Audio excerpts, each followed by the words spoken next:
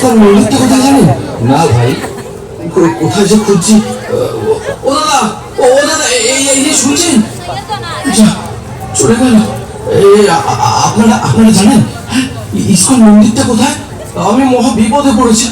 কেউ যদি জেনে থাকেন বলুন না, আমার যে মহা বিপদ। ওই তো একজন আসছে, দেখি। ও ভাই, ও ভাই শুনছেন? আমাকে দয়া করে বলবেন ইসকন মন্দিরটা কোন দিকে? আমার খুব বিপদ। হ্যাঁ, আমি জানি তো, কিন্তু আপনার কিসের বিপদ? প্লিজ প্লিজ, আমি সব পরে বলবো, এখন আমাকে ইসকন মন্দিরে নিয়ে চলুন, খুব খুব তাড়াতাড়ি। আপনি কি কোনো ভয় পেয়েছেন? আরে আসলে আমি ভূত। আরে না না, আমি গীতা। আরে না, মানে আমি জমা নয়। কি যে বলছি। আরে আরে আপনি তো আগে আমাকে ইসকনে নিয়ে চলুন। দেখে মনে হচ্ছে কোনোভাবে বিচলিত। ঠিক আছে ঠিক আছে, চলুন চলুন।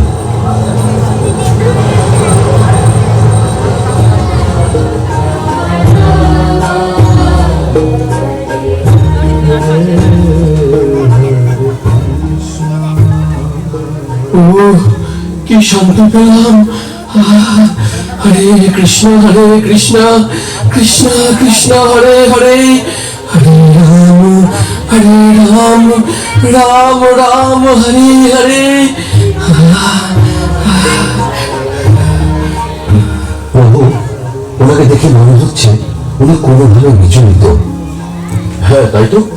আচ্ছা, আপনাকে দেখে মনে হচ্ছে আপনি কোনো ভয় পেয়েছেন। আর বলবেন না প্রভু, এই প্রাণ নিয়ে যমরাজ থেকে ফিরে এলাম, আর আমি গীতা ছাড়া থাকবো না। জানেন, যমরাজ আমাকে এই গীতা পড়তে বলেছে। তাই? কিরকম? সে অনেক কথা।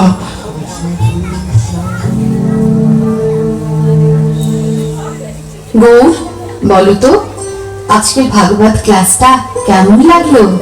হ্যাঁ মা, তুমি গল্প বলে বলে ক্লাস করান, তাই আমার শুনতে খুব ভালো লাগে। জানো মা, আমার বেশি ভালো লেগেছে মাধব প্রভুর কীর্তন। আমি তো খুব নৃত্য করেছি। ও, তোমরা তাহলে নাচানাচি করতে গিয়েছিলে? ঘরের নাচার জায়গা নেই?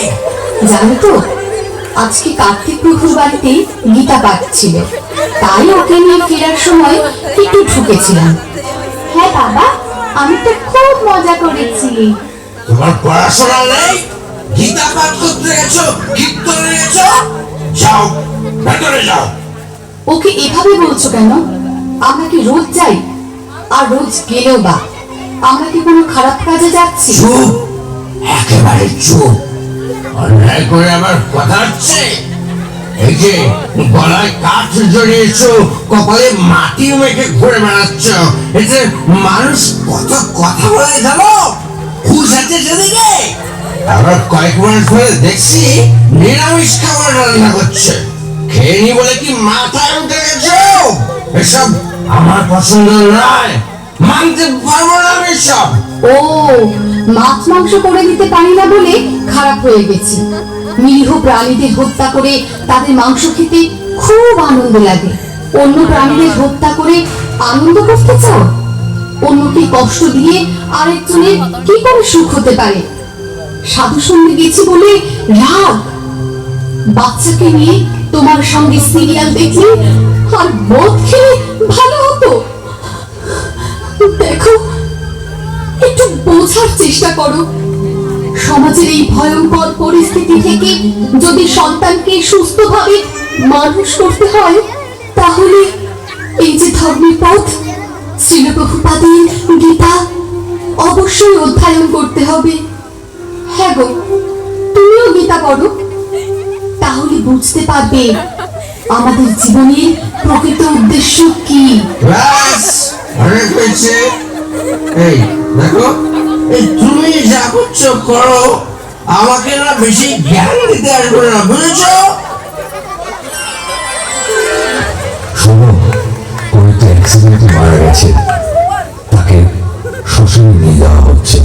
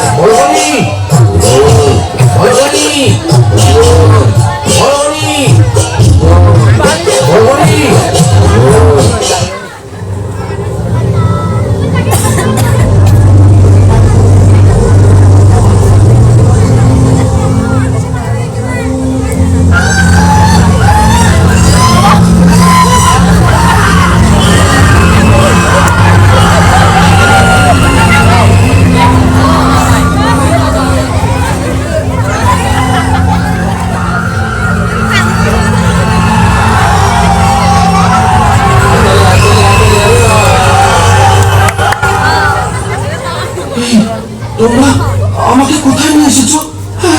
ছাড়ো, ছাড়ো আমাকে। এই এদের কিভাবে কষ্ট দিচ্ছ কেন? এই তোমরা কি? আমাকে ছাড়ো, আমাকে ছাড়ো, আমি বাড়ি যাবো। চুপ করে দাঁড়া এখানে। পাপ করার সময় মনে ছিল না? ছেড়ে দাও। এখানে এখানে সব কি হচ্ছে? তোমরা তোমরা আমাকে কেন এনেছো? এখানে সবার কর্মফলের বিচার হচ্ছে। আর ওই যে দেখ, ওই যে ওখানে ওরা শাস্তি ভোগ করছে।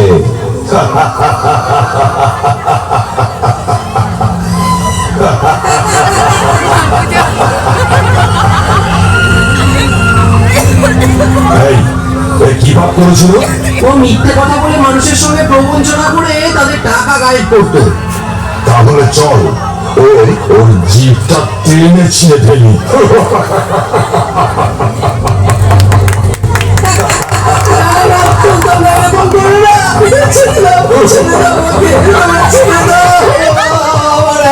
ছিঁড়ে ফেল ওর জিভটা, টেনে ছিঁড়ে ফেল।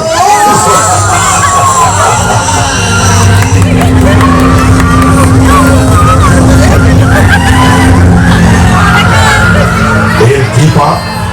এ জীব হত্যা করে তার মাংস খেত। তবে একে ধর, ওই গরম তেলের কড়াই আছে, সেখানে ফুটন্ত তেলে ফেলে দেই।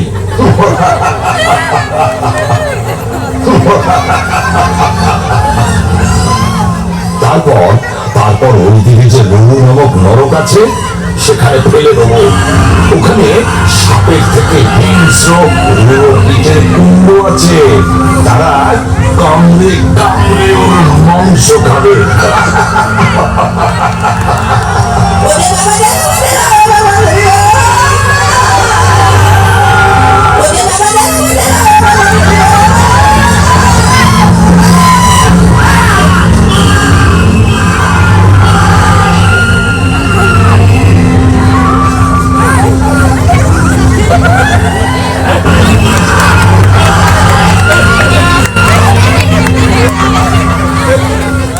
আমার কোন পাপিষ্ঠ?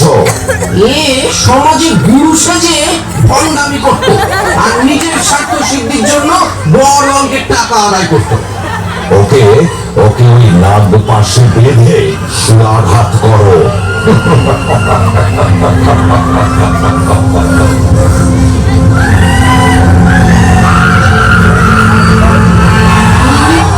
ওকে মারছো কেন? ও যে আমাদের সুদাম কাকা। ও কাকা, তুমি তো কদিন আগে মারা গেলে, তুমি এখানে কি করে আসলে? আমি পাপ কাজ করেছি রে, তাই আমার শাস্তি হচ্ছে। তাই চল, তোর সময় হয়ে গেছে। আমাকে আমাকে তোমরা ছেড়ে দাও, ছেড়ে দাও না আমাকে। তোমরা তো একজনকে ছাড়তে পারো, আমি আর কোনো পাপ কাজ করবো না। ছেড়ে দাও আমাকে, আমাকে ছেড়ে দাও। চল মহারাজের কাছে চল, তারপর ঠিক যেখানে যাওয়ার সেখানেই যাবি।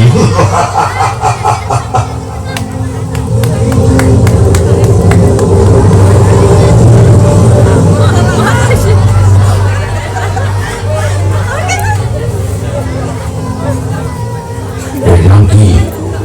সৌরভ প্রামাণিক।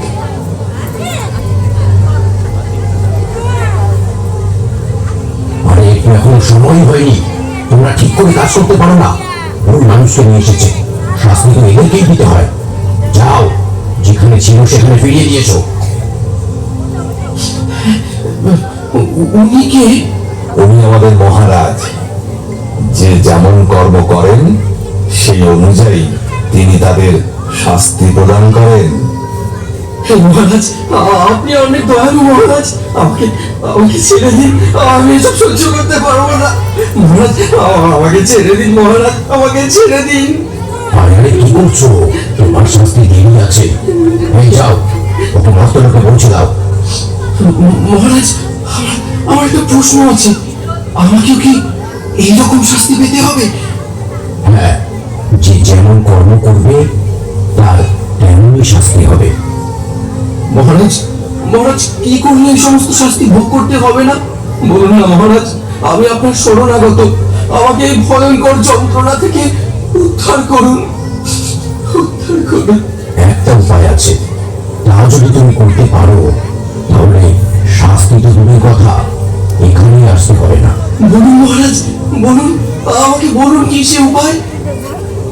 বর্তমানে অভয়চরণ শিলপ্রপাত নামে এক মহান ভক্তের লেখা শ্রীমদ্ ভাগবত গীতা যথাযথ গ্রন্থ আছে।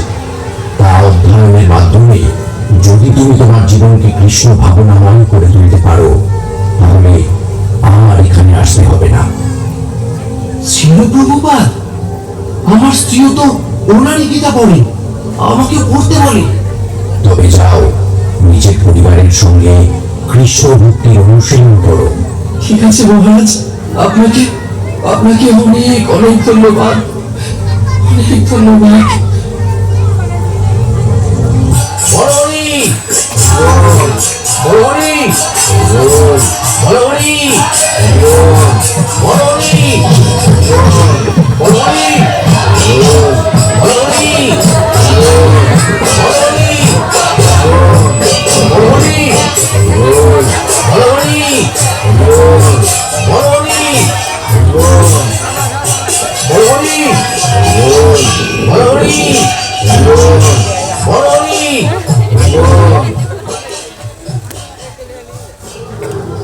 আরে আরে, তোমরা কি করছো? ভূত ভূত ভূত ভূত পালা ভূত এসেছে রে, ভূত এসেছে।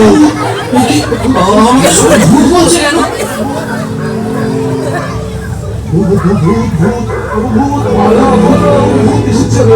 তুমি যেহেতু মারা গিয়েছিলে তাই সবাই তোমায় ভূত বলছে। এখন তুমি ইস্কনে যাও আর গীতা পড়ো। শুনলেন তো প্রভু, তাই এখন থেকে আমি গীতা ছাড়া এক মুহূর্ত থাকবো না। আপনাকে আমি প্রণাম জানাই। আপনার স্ত্রী অনেক ভালো ভক্ত হওয়ার কারণে আপনি জমালয় থেকে ফিরে এলেন। তাই এখন বাড়িতে ফিরে শ্রীকৃষ্ণের সংসার গড়ে তুলুন। হরে কৃষ্ণ। চলুন আমরা সকলে মিলে একসঙ্গে কলিযুগের যুগ ধর্ম হরে কৃষ্ণ মহামন্ত্র উচ্চারণ করি। হরে কৃষ্ণ কৃষ্ণ কৃষ্ণ হরে হরে, হরে রাম রাম রাম হরে হরে।